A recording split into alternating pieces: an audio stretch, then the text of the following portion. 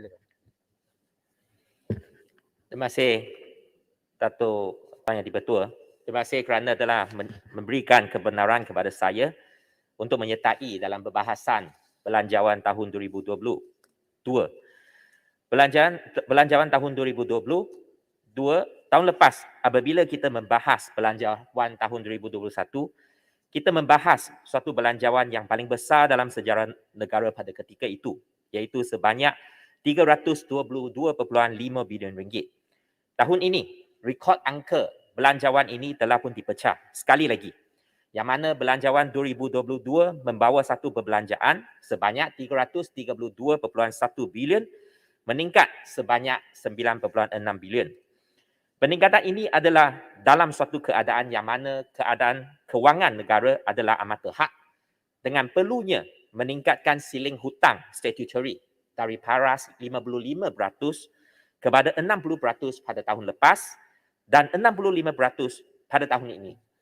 Hutang negara pada hari ini telah melonjak ke satu tahap 1.3 trilion dan keadaan meminjam untuk membayar hutang negara adalah begitu serius. Keadaan meminjam untuk membayar hutang adalah begitu serius. Sehinggalah pada tahun 2020, sebanyak 50.4% daripada keseluruhan pinjaman baharu berjumlah 194.55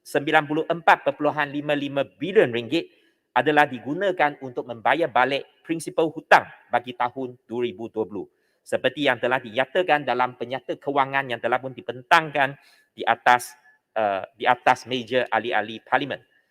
Maka kita sudah tidak mampu dan tidak berupaya untuk meneruskan masalah dan yang kita hadapi selalu, iaitu kecuaian, penyelewengan dan keborosan dalam perbelanjaan kita.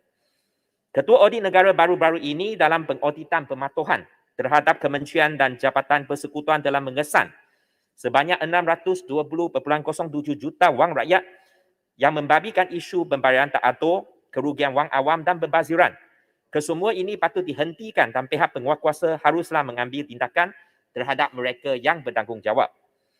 Apabila kita berbincang berkenaan dengan belanjawan tahun 2022 yang berjumlah 332.1 bilion, saya menyeru supaya kerajaan haruslah bersikap jujur apabila membentangkan jumlah perbelanjaan ini sebanyak 332.1 bilion dengan perbelanjaan mengurus lebih kurang 70.3%, perbelanjaan pembangunan 22.7% dan tabung COVID sebanyak 6.9%.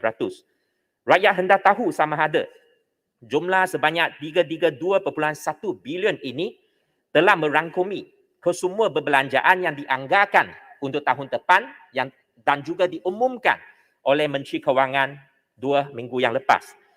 Pada tahun lepas, apabila Menteri Kewangan membentangkan belanjawan 2021, beliau telah mengumumkan suatu jumlah perbelanjaan sebanyak 3 bilion ringgit untuk tujuan pembelian vaksin COVID-19. Namun, walaupun pengumuman telah pun dibuat oleh beliau dalam ucapan belanjawan, jumlah sebanyak 3 bilion itu sebenarnya tidak dimasuk dalam jumlah perbelanjaan 322.5 bilion pada tahun 2021. Dan akhirnya apa terjadi? Kerajaan terpaksa pada bulan April yang lepas menggunakan kuasanya di bawah darurat, menggunakan wang dalam kumpulan wang amanah bersatu Kuan untuk menepati jumlah 3 bilion yang telah pun diumumkan. Bagi saya, pengumuman peruntukan sebanyak 3 bilion untuk tujuan perolehan vaksin tanpa dimasukkan dalam anggaran perbelanjaan tahun 2021 merupakan suatu perkara yang amat serius dan mengelirukan Dewan Yang Mulia ini.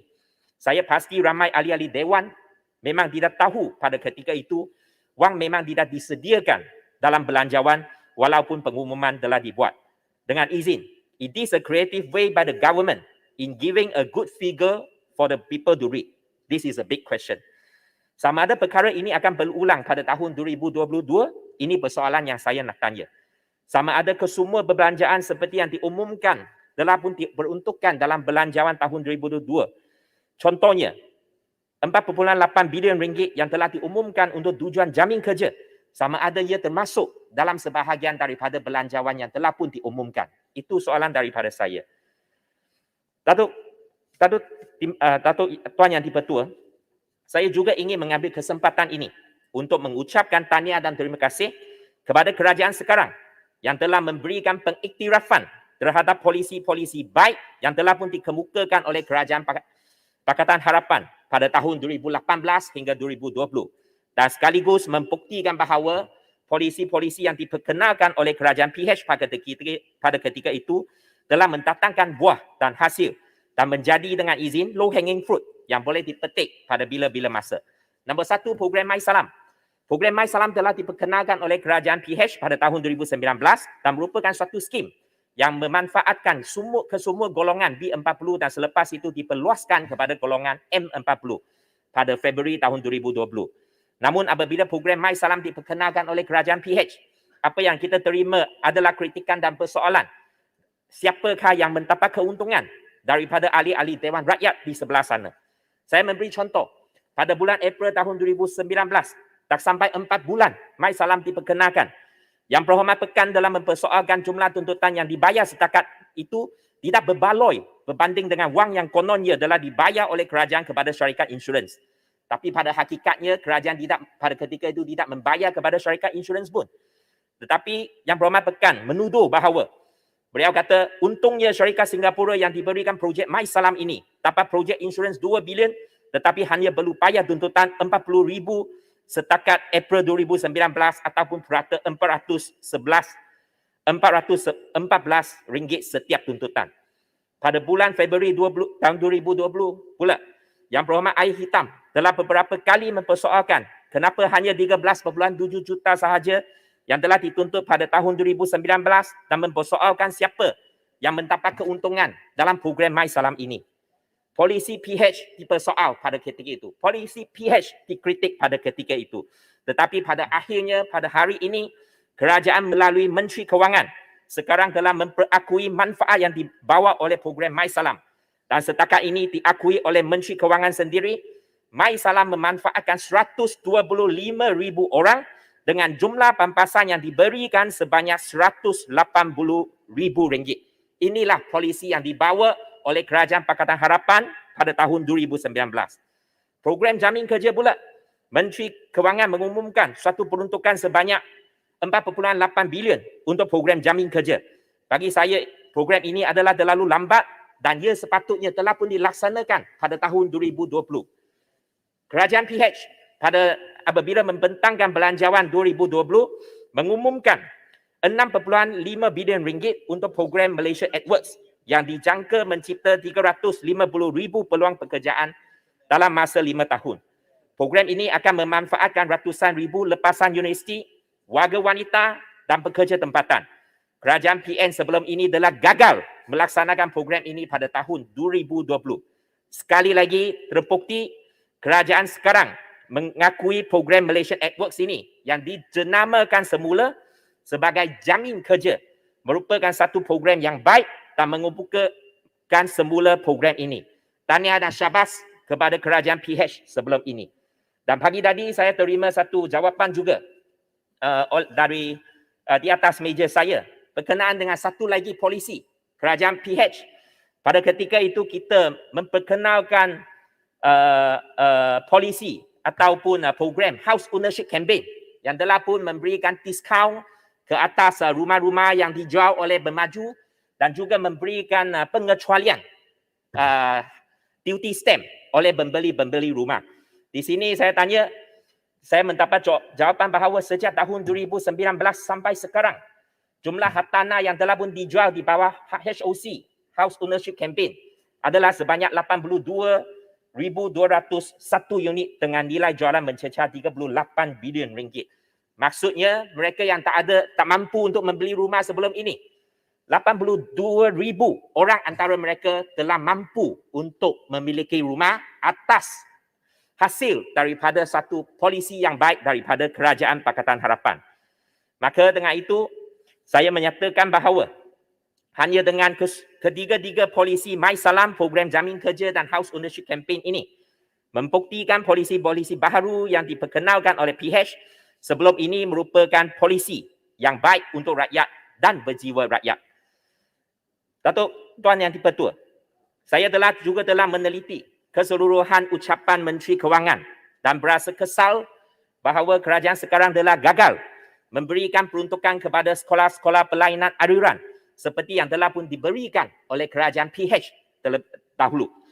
Apabila kerajaan PH memerintah peruntukan kepada sekolah-sekolah Tafiz, sekolah-sekolah Cina, sekolah-sekolah Tamil telah pun diberikan peruntukan yang mencukupi. Namun untuk 2 tahun berturut-turut, saya nak bangkitkan sekolah-sekolah Suva telah tidak diberikan peruntukan dalam ucapan belanjawan berbanding dengan 15 juta ringgit yang telah pun diberikan pada tahun 2020. Sekolah-sekolah SJKC pula kehilangan nombor 1, peruntukan 20 juta ringgit setahun untuk tujuan pembinaan sekolah baharu. 12 juta ringgit setahun untuk pembayaran tambahan utiliti SJKC dan 6 juta ringgit untuk 3 pengajian tinggi swasta. Kesemua peruntukan ini adalah penting bukan untuk mana-mana ahli politik tetapi adalah amat penting untuk membantu sekolah-sekolah, murid-murid dan belajar-belajar. Setelah kerajaan tukar, kesemua peruntukan ini hilang. Nak bina sekolah, you kena dapatkan dana sendiri. Nak bayar utility bill, you kena bayar oleh sekolah sendiri. Apakah slogan keluarga Malaysia ini bermaksud? Dan apa yang lebih teruk lagi adalah kesemua peruntukan ini adalah hilang di bawah sebuah kerajaan yang kononnya berslogan keluarga Malaysia. Bagaimana kerajaan boleh menggelar dirinya sebagai sebuah kerajaan Malaysia, kerajaan keluarga Malaysia apabila gagal untuk memberikan pertimbangan dan bantuan kepada semua anak-anak murid, semua belajar-belajar tanpa mengira gaum, agama dan latar belakang. Perkara terakhir yang saya ingin bangkitkan adalah program peranti keluarga Malaysia yang mana kerajaan akan memperuntukkan 450 juta untuk memberikan peranti percuma kepada seramai 600,000 siswa-siswi daripada keluarga B40. Tahun lepas, murid-murid sekolah telah dijanjikan 150,000 buah laptop dan sudah setahun berlalu. Laptop-laptop tersebut masih belum lagi sempurna diedarkan sampai hari ini. Tidak ada orang tahu bagaimana nak buat permohonan dan apakah kriteria pemberian. Di kawasan saya, sebagai contoh, hanya 1 sekolah sahaja yang menerima manfaat. Bagaimana dengan lebih daripada 10 sekolah menengah yang lain? Lebih daripada 25 sekolah kebangsaan yang lain yang tidak menerima langsung bantuan laptop percuma ini. Sama ada ini bermaksud sekolah-sekolah lain tidak mempunyai murid-murid yang memerlukan dan adalah jelas projek peranti sebelum ini telah gagal dengan segagal-gagalnya. Saya nak tanya kepada kerajaan, apakah kriteria kelayakan untuk permohonan 600,000 buah unit peranti ini? Saya berharap kerajaan dapat memberitahu kepada ahli-ahli dewan semasa penggulungan nanti apakah KPI, iaitu dalam tempoh masa berapa lamakah kesemua 600,000 peranti ini akan diedarkan ke tangan mereka yang memerlukan. Saya nak memberikan pesanan kepada kerajaan, janganlah sekali lagi kerajaan mengambil masa 12 bulan untuk mengedarkan 600,000 buah peranti seperti yang dijanjikan dalam program peranti siswa. Dengan itu, saya mengakhiri ucapan berbahasan untuk belanjawan tahun 2022 dan sekali lagi saya ucapkan terima kasih kepada Datuk Tuan Yang Dipertua untuk memberikan peluang. Sekian. Terima kasih Yang Berhormat Ibu Timur, Yang Berhormat